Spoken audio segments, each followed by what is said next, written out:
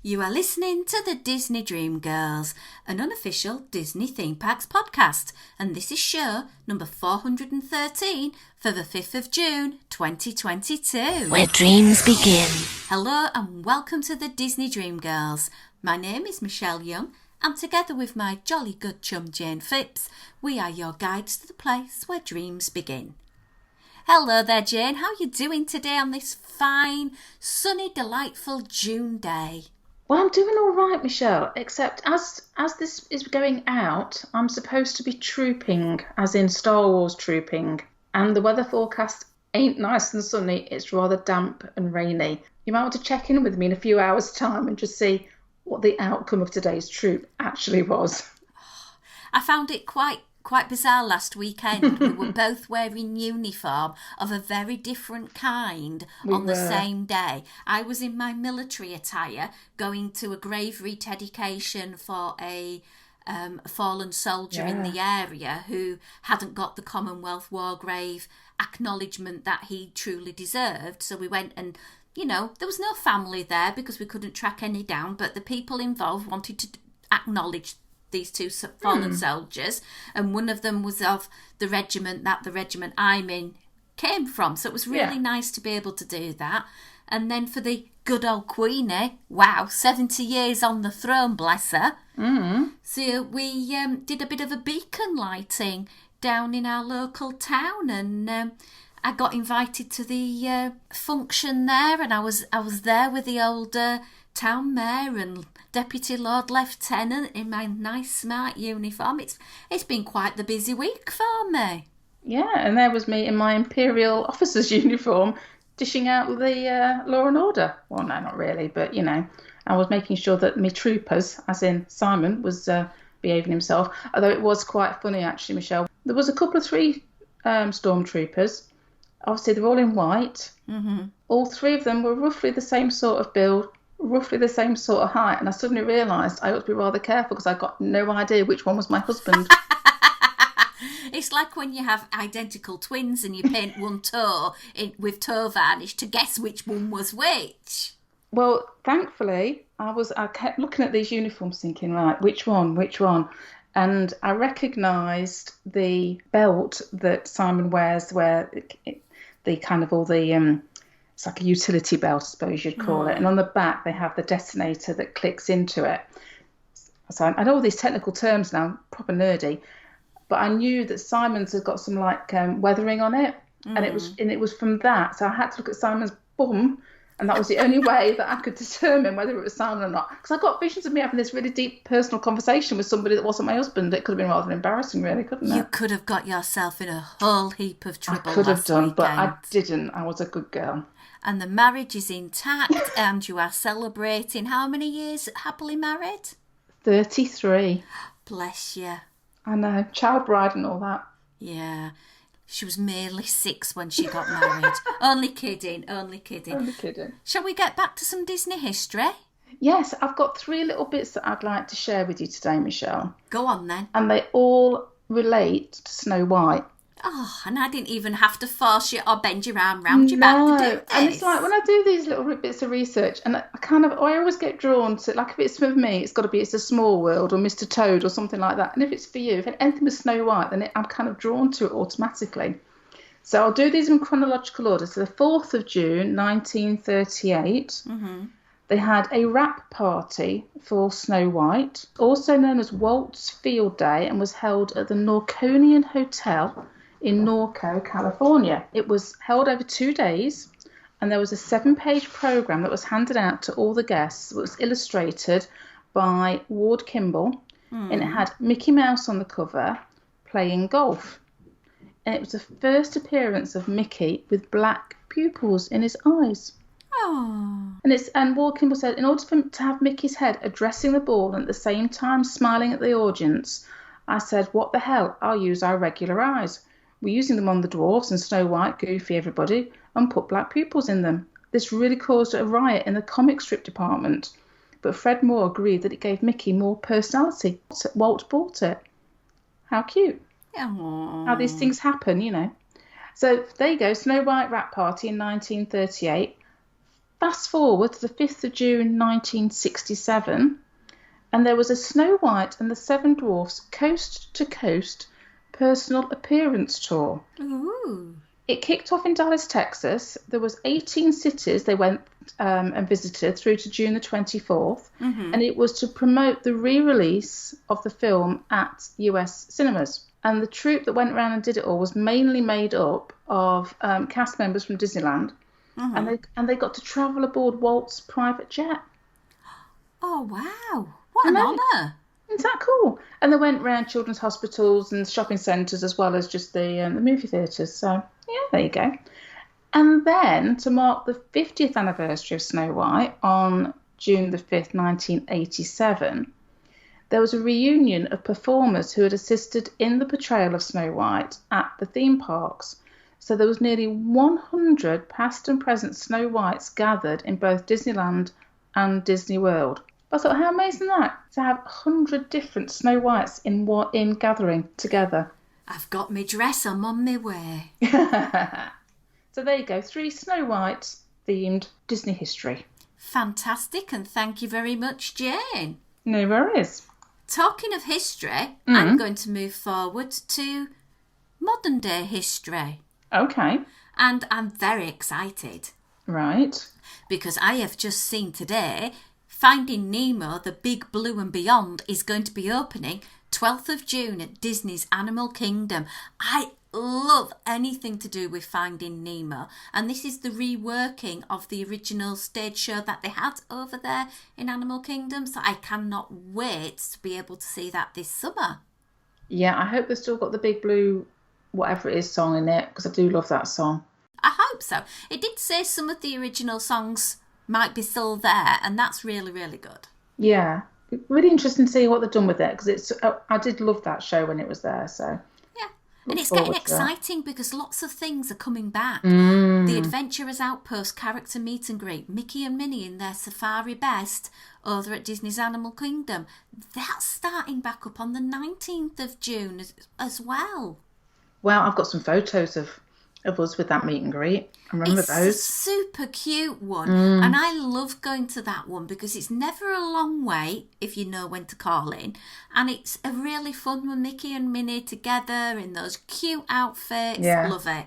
Definitely a good one. And then, although it's only for the little people, but you never know, I live in hope, the Bibbidi Bobbidi Boutique has had the clothes stickers removed from the entrance in the Magic Kingdom. Ah.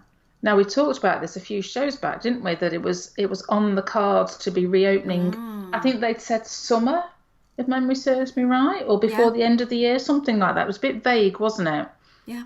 So that's sounding a bit more positive. It is obviously probably wanting to cash in on July the 4th weekend and all that ka-ching that's coming into the park. Not that I'm cynical at all. Well, no, but if that's going to get them getting these things back up and open again, then let it roll on. And talking of Disney taking my money, and possibly your money, they have released via Amazon the most amazing quartet of Disney characters dressed in their It's a Small World finest for the 50th anniversary. It's so cute. Yeah, and I'm going to have to go and re-look these up because we were just talking off air, and I knew that these characters are being released, and I knew they were through Amazon. And I just presumed it was just the 50th anniversary clothes. I hadn't realised it got that connection to It's a Small World. So I now need to go and relook at them and decide whether or not it's something I want. Yeah. Well, the first set was inspired by Space Mountain. Now it's in It's a Small World. And from what I'm seeing is that they're going to go around and look at other different ones. It's only available on Amazon. It's $49.99 and I think it's going to be going into my shopping cart as we speak. Oh, I'm going to have a look, see if it's actually on .co.uk. Why do I get the feeling it probably isn't? Yeah, I know. It's just one extra thing I'm going to have to put in the suitcase to bring home. Methinks I might be needing 3 suitcases. Methinks you're going to be doing an awful lot of laundry while you're away. I'm only taking 1 pair of shorts and 1 t-shirt. I'll just be putting it in the washer every night, won't I? And to bring back what you want to bring back, Shell, that's the only way it's going to work. Anyway, let's get on with this week's show, Jane. Okay. So what I have for you, and Right. I think let's start with some food. Oh, not like us at all. Not at all. No. Now, we get asked all the time, how much money should we take on a Walt Disney World or a Disneyland or a Disneyland Paris trip? Because it's the one thing that new people to these places always ask me. And I was talking to a work colleague the other day, literally about this thing. They're planning a big trip to Walt Disney World, never been before. And it's like, well, how much money should I budget? And when you start sitting down and thinking about it, it really does start to add up, because I was sort of going back to my first trip where we kind of planned about $40 a day, and it kind of rolled over. If we didn't spend 40, we'd add a bit more to the next day, and it averaged out. So I thought, I wonder how much I would actually spend in a typical theme park day. So we plucked out of the air, let's spend a day in the Magic Kingdom. Oh, why not? This is my day in the Magic Kingdom. Now, I'll add it all up at the end to see what it all comes to. And we'll possibly talk a little bit about how you can make those savings to bring this down a little bit if you want to be a bit more budget conscious. Because, you know, bearing in mind that we're both Brits, we're coming from the UK, getting to the Walt Disney World in the first place is going to cost us an arm and a leg. So everything we can save to spend it on crap to bring back, the better. Sorry, souvenirs. Well, this is the thing, isn't it, Michelle? For us Brits coming over, it's a fine line between do we eat or do we bring back souvenirs? You see, I'm more of the iconic things that I like to be able to eat, but also a nice souvenir lasts a lot longer than a Mickey waffle. It does, doesn't it? And this is the dilemma that I think a lot of people are going to be facing, and not necessarily just us Brits either, Michelle. I think because the way of the world at the moment and prices in general just seem to be getting higher and higher and higher. And, you know, you only have to mention, you know, the dreaded word fuel, and everybody, no matter which country you're in, I mean, and, you know, some countries are still better off than the UK, but everybody is very aware of what things are costing, I think, more and more at the moment. So no matter what country you're coming from, expenses while you're at Disney must have to factor into your budgeting big time nowadays. Yeah. So let's start with the top tip. I'm bearing this in mind that I'm staying at Pop Century this coming August, and many people like to start the day with some fuel to get them going. Yes. So you could go to Everything Pop Food Court and have the iconic Mickey-shaped waffles served with bacon and sausage for $10.49. Okay. I am bearing in mind that you will probably have the nous to say, do you know what? I'm going to buy a resort mug so that each day I go and I get free soda in any Disney resort. Because in my mind, that $20 for the resort mug is the best buy if you're going to be there for, let's bet, thinking minds here. It's about $3.50 for a soda. If you have 6, you're virtually at break even and you get a cool souvenir mug to take home. Yeah, and I think for us Brits that are coming over, and if we're staying in a Disney resort, we're likely to be there for at least a full week. More likely, I would have thought 2 weeks. Yeah. Now, you could pay that money and go and have your breakfast in the resort and then rush on out for the bus. But why not think, right, I can get something brought with me in my case for breakfast so that I don't waste that time in the eatery or waste that money, or have something delivered to my resort so that I have a plethora of things to grab and go at my resort once I'm at Walt Disney World. So that's a top tip for saving some ka-ching. Definitely. I don't know about you, Jane. I'm useless in the morning till I've had a coffee. I must admit, I can probably forego breakfast, providing I've got a bit of caffeine inside me. I mean, I tend to drink decaf most of the day nowadays, but I do need a little bit of a caffeine boost first thing in the morning. Yeah, so you can go with the Joffrey's coffee, regular, $3.49 once you're in the park. Or you could go Starbucks with a cold brew grande style, $4.49. Yeah, I'm happy to go with the Joffrey's. I'm a plain old fashioned girl, so straightforward coffee would do me. Do you want to know my top tip? Go on. Now, this is going to sound like I'm being a bit tight here, but every cent counts. This is the Yorkshire in you coming out, Michelle, It is indeed. When going to Starbucks or Joffrey's, order the biggest drink you can, Okay? And if you are with a beloved, also get water. You drink the water. Decant half the coffee into the other cup. You both have a coffee, you both have a water, and it's saved half the price, because to go from a grande to a venti isn't a great deal, and it's a lot cheaper than buying 2 drinks. Very good point. Or, if you have that resort mug, before you leave the resort, clean it out from your fountain soda that you've had with your Mickey waffles, and make sure you add a to-go coffee with you. And then all you need to do is visit the bathroom, give it a bit of a clean out, so it's ready for when you hit a resort again to be able to utilise it once more. Yeah, I must admit that's what we've done before. Yeah. Another way of thinking about going into the theme parks as well is, again, bring snacks from home. Have something in the backpack to put you on. But if you are tempted for a treat, why don't you go down the route of choosing a treat that is shareable? I know, I don't like that shareable word, but some of them are. Well, I think as well, I mean, I know that the portion sizes perhaps are no longer what they were in years gone by. However, I do think the portion sizes compared to what we may experience over here in the UK are still tending to be a little bit on the larger size. So I think there is room potentially for sharing, especially if you're doing it for like a breakfasty type thing, you know, or you're eating on the go when you don't necessarily want something that's too heavy. And I'm thinking, Jane, you're heading to Sleepy Hollow. This is the one I actually thought about, because then you're going to get your waffle that you'd probably have as a treat later on in the day, actually have it for breakfast.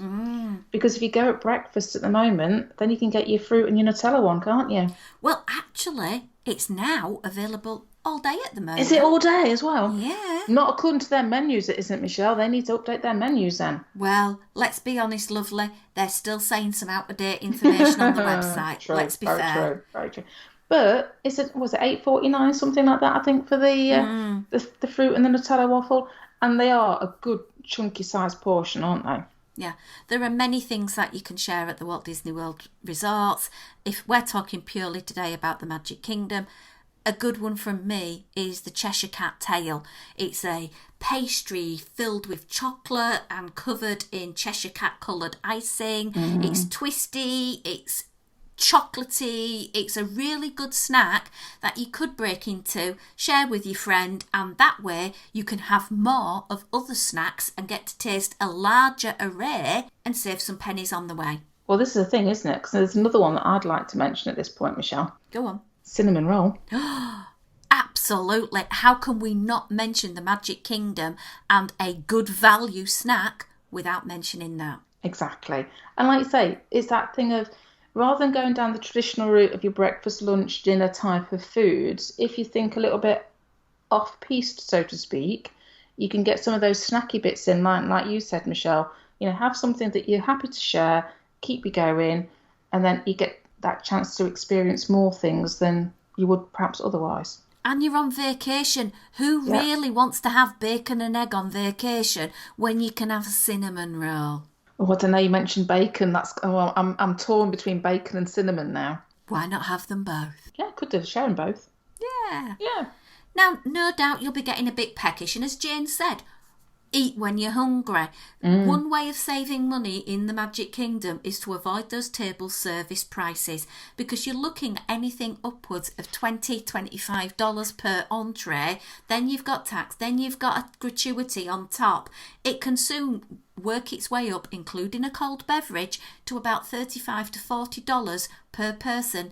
And that's without the temptations of maybe having a bit of an appetizer or a dessert. And let's be honest, table service desserts aren't the best in the Magic Kingdom. No. My top tip would be eat on the go. When you're hungry, either grab yourself a snack to share, or go somewhere where you know the portions are generous and maybe have a little bit of a smorgasbord of sharing going on. So, for example, if it's 2 or 3 of you, get 2 meals instead of the 3. Good idea, yeah. My top tip of a really good place that we always go to in the Magic Kingdom is Cosmic Rays. Yeah. Because you get entertained and there's a good choice of food there. My favourite at the moment is, oh my word, barbecue chicken sandwich topped with kale slaw and French fries.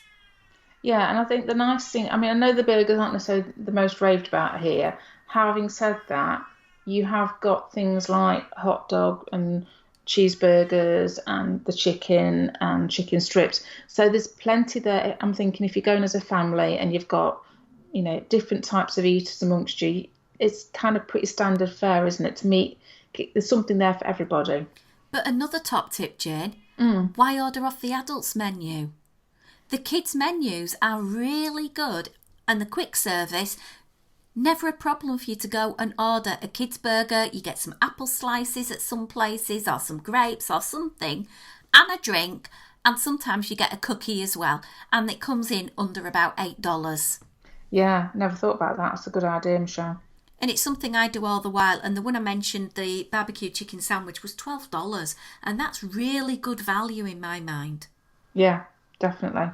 And top tip, hydrate, hydrate, hydrate. Whenever you go and get something from anywhere, ask, can I have some tap water, please? Because it's free. Yeah, and I think I know I've seen recently on some on vloggers and things that they've actually been having like tap water set up as you walk into restaurants and things. So I think they're recognising that's a good thing to be doing for their clientele.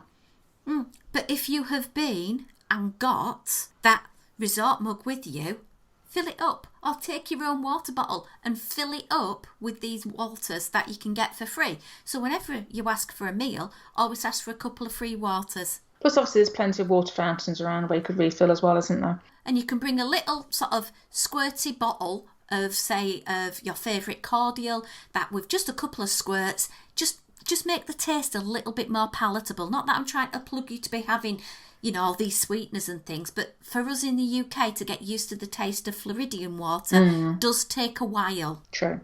Bear in mind, every time you buy a soda, it's $3.99 upwards, and that's a lot of money, and it soon mounts up. Because there's no, those days where you could just keep on going back and refill.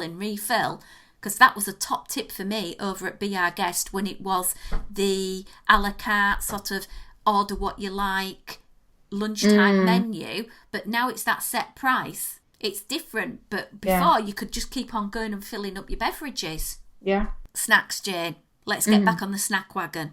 Okay. Where are you going for your favourite snack? Well, I don't know really. It depends because if I'm being careful about what I'm eating during the day, I might not be snacking. I know that's kind of like a bit of a no-no in Disney World, isn't it? I think it's very tempting to have too many sweet snacks during the day because I would be tempted to go sweet, obviously. That kind of ends up making you hungrier for proper food, if you know what I mean. But I'd always end up having to go for a Dole Whip. Yeah, true. Especially if my time was limited in the parks. I think there's certain things that even if you aren't a Disney goer as such, I think there's certain things that you become aware of, and stuff like the Dole Whip is a classic, or a Mickey bar. There's certain things you have to kind of go, you need to have a Dole Whip in the Magic Kingdom. It's just one of those you must do list things, isn't it? Yeah. You get yourself your Dole Whip, you find somewhere nice to sit, you just sit, people watch, enjoy, and you know what, it doesn't matter what the cost is, to be honest, because you're going to enjoy it, and it's probably one of the things you could share, but you possibly won't share, let's be honest. And it's just under $6 for the Dole Whip. Another one that's in and out of the theme park at the moment like nobody's business. One day it's offered, the next day it isn't, is the citrus swirl. And I am praying to the gods above, to the orange gods particularly, please make that there in August, because oh my word, I'm salivating now at the even thought of that orangey swirly goodness. It is lovely, very lovely. We love Dole Whip, we love citrus swirl more. They are kind of quintessentially Magic Kingdom must-do snacks, aren't they? Yeah. At some point, you might get feeling a little bit fatigued and you want a change of scenery. But you want to stay in the Magic Kingdom all day. A good way to get good value for your pounds and dollars is to leave the Magic Kingdom via the monorail and visit one of the monorail resorts, because they have table service eateries. You get a ride on the monorail, you get to go and enjoy the scenery at the other hotel, you get some air conditioning, and you get better value for your money at those counter service eateries. You know, you've got the Contemporary, you've got Grand Floridian. I have raved before about the make your own salad over at Grand Floridian. It is amazing. You've got the Polynesian. Captain Cook's is fantastic value. I've been so many times and just got the kids' chicken skewers, and it has been fantastic value. Freshly cooked chicken with pineapple, a nice bit of tangy sauce, under $10 with a drink.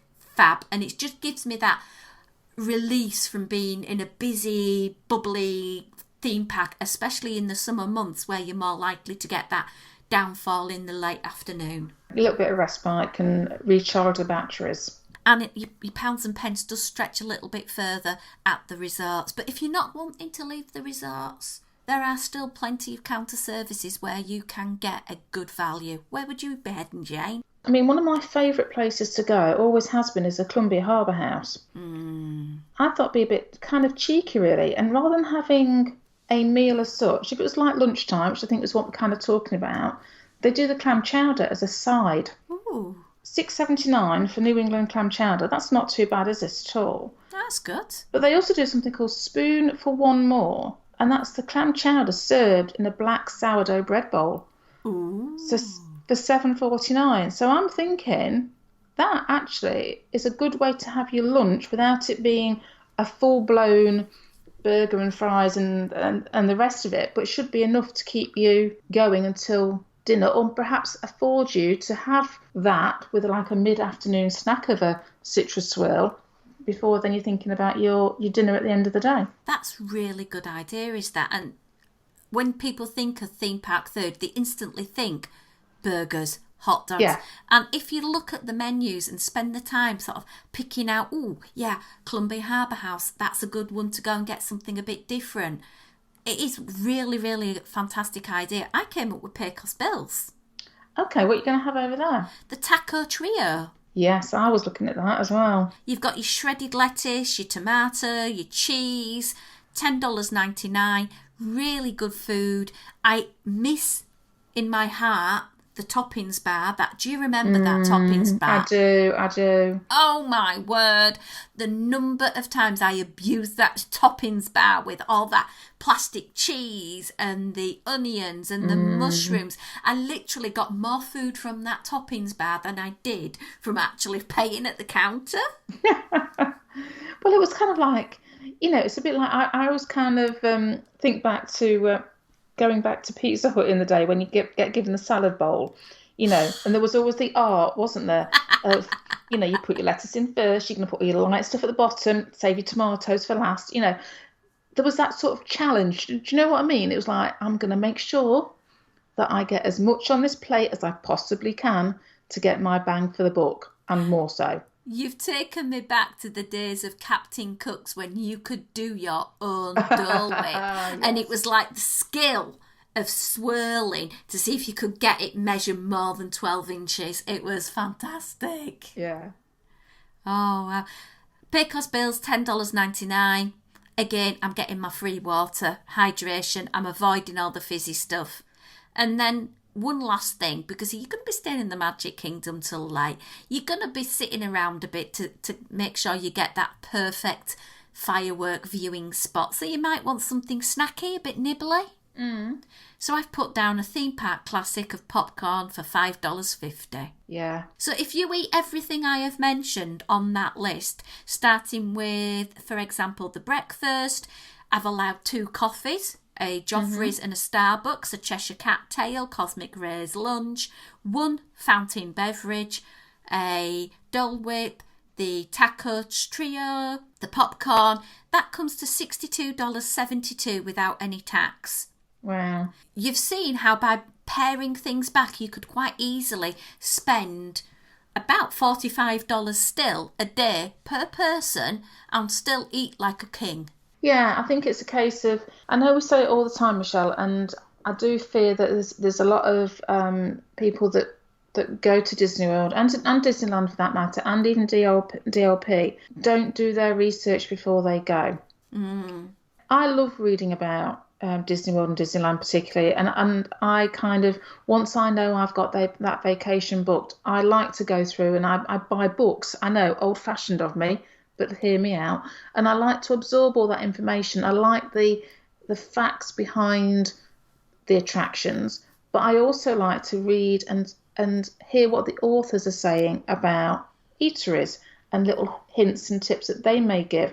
And then I go onto the Disney World website and I start looking at menus and get an idea of, particularly in years gone by when it's been Simon and I going with the children, when they were children, because they're not children anymore, but thinking, right, what places are going to have stuff that I know that the kids are going to enjoy, that Simon and I are also going to enjoy as well? What's not going to break the bank? Where do I avoid taking the kids because their eyes will light up and know they're not having that much sugar in one day? Those type of things. And I think it's really important just to take the time out and do a little bit of search, because it's so easy now. I think back to when I was going back in 1991 for the first time. A lot of this information wasn't available back then, but it is now. It's all there on the good old internet. Take 10 minutes out of your day and just have a look round and just prime yourself for what you could be spending, because it might shock you, and therefore it might make you think, we need to curtail this in a little bit. How can we do that? And plus you might want to splurge on a really nice fancy meal somewhere. So in order to have that splurge, you might need to claw back on the days when you're not doing that. And hopefully some of these tips are ones that you've heard before or not really thought about. You can quite easily go to the Magic Kingdom and spend, quite easily budget $25 a day if you're utilising the sharing technique or kids menus or something like that, and you don't have to spend that much money, because it's quite easy to spend $70, $80, $100 in one day. It mounts up. So anyway, if you've got some top tips and you'd like to share them with us and everybody else, please get in touch, info@disneydreamgirls.com. You can tweet us or Instagram us @DisDreamGirls.